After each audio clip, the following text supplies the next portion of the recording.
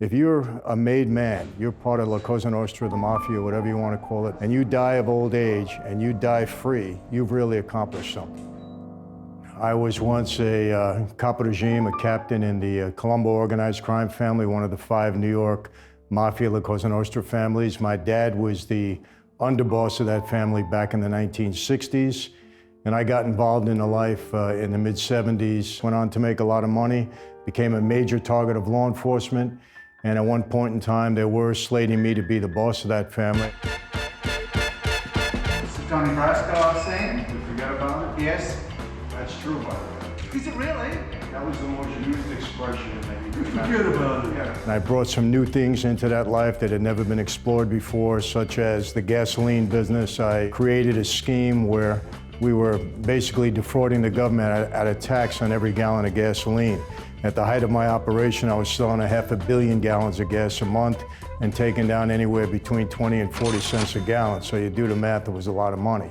In 1984, I met a young girl, and she's now my wife of 30 years. I just didn't want her to go through what my family had gone through, and as a result of my dad's imprisonment for 50 years, my family was pretty much destroyed.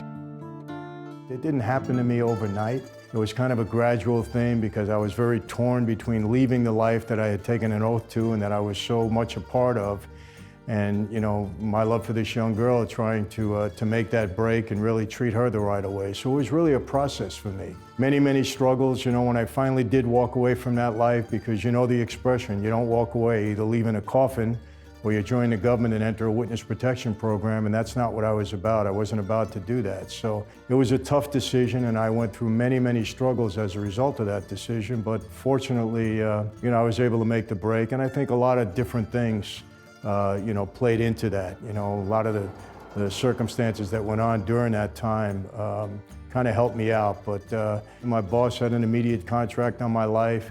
My dad went along with the contract, so I lost him for a number of years, and it was a very tough situation. Everybody that I knew in that life, everybody, is either dead or in prison for the rest of their lives. So if you can come out of a situation like that, and and have some success in your life. And look, I got a wife that I adore, children that I love, got this ministry and this speaking career that I never thought I would have.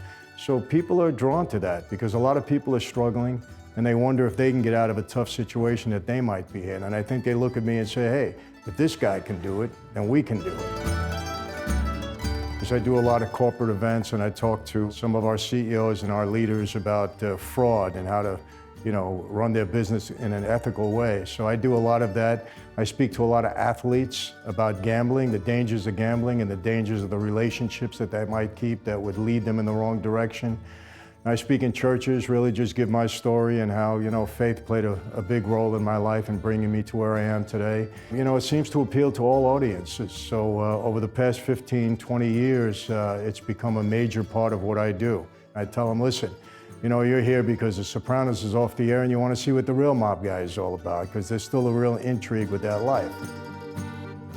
There are people that, saying, hey, you're doing this to make another living, it's another scam, and so on and so forth. But listen, I've been doing it for almost 20 years now, and I think time is kind of a proof of things. When you do things over a period of time, it kind of bears you out. And the money and the power are intoxicating. That's been throughout the history of the world.